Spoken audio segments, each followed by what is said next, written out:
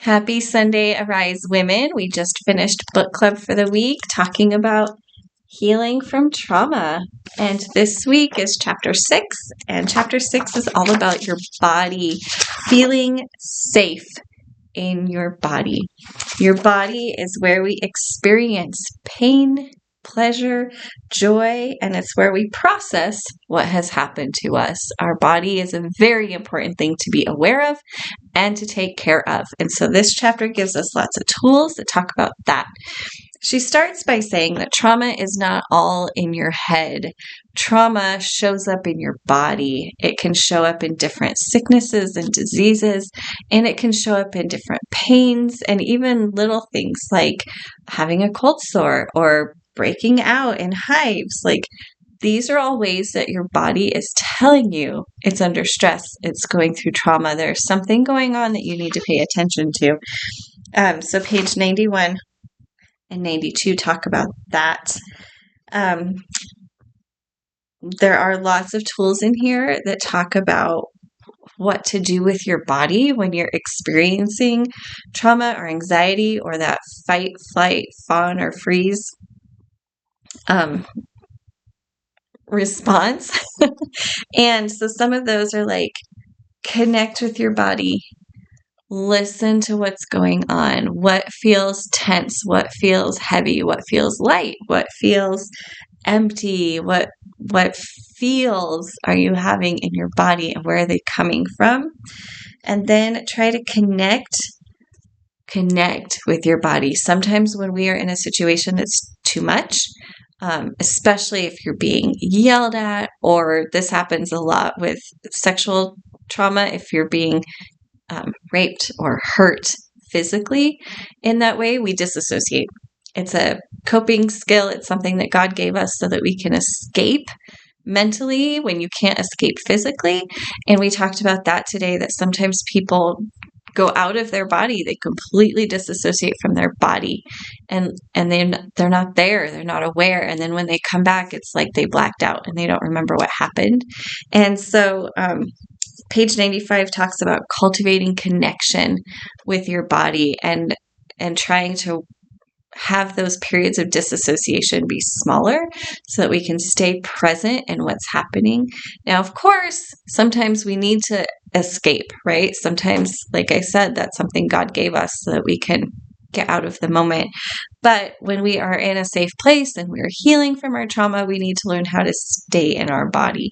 And I didn't realize that daydreaming is a form of disassociation. And I used to daydream all the time.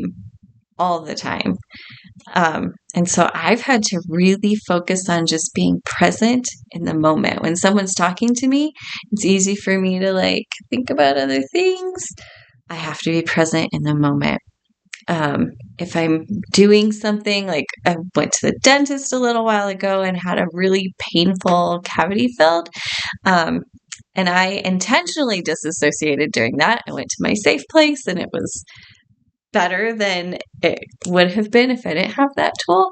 But overall, we need to learn how to stay in our body and experience what our body is telling us so that we can do something about it.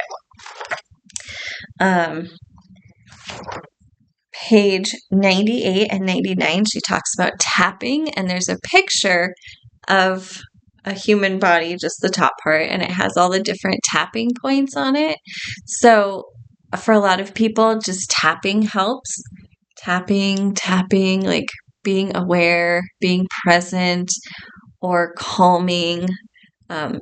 One of our ladies today mentioned that this is a good calming technique for her, this kind of tapping. For me, I did the tapping exercise this week just because I wanted to pay attention to what felt good. And right here feels really good to me. And then we were talking about sucking your thumb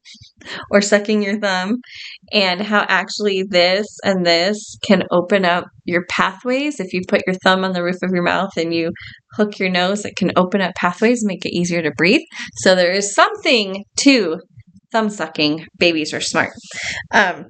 But anyway, for me and as an adult, I like this. And sometimes I will fall asleep with my finger here at night. And I don't know why, but it just feels good. And so maybe explore some of those places on your body and see what feels good or what doesn't feel good. Then we get into body image.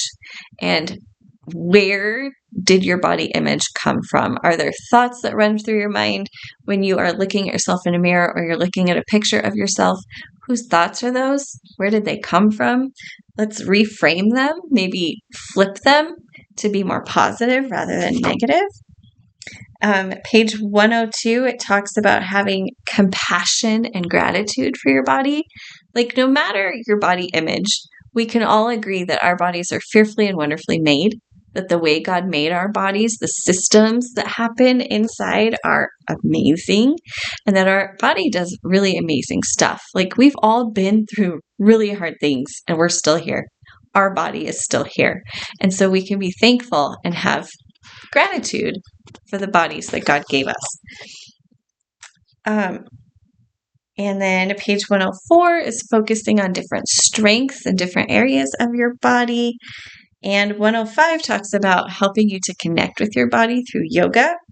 I do yoga twice a week, and it really has taught me how to pair my breathing with my movement and how to be inside myself and be present. The thing I'm working on, being present in the moment, yoga has really helped me do that. And then the last tool on page 106 is a letter to your body. Dear body, you're amazing and you're wonderful and you just keep going, and you can fill in the blanks and make it your own. But this is a good letter to write to yourself and a good way to kind of end this chapter. For next week, we are doing section 7, which is building self-love. There are 2 tools, page 114 and 116, that are pretty heavy. They go pretty deep. So I encourage everyone to do those. But if they're too much for you, do any of the other tools. Do 2 or 3 tools from this chapter this week. And it was mentioned today, what do you do when you are reading through this and stuff is just coming up and you don't know how to handle it or what to do with it? You can container it. You can put it in a container to deal with later. You can deal with it in the moment by maybe sitting down and going to your safe place, doing some tapping, grounding exercises. You can journal. You can call a friend. You can call me. And if it's heavy stuff that you need to work through, call me. Set up a soul care appointment.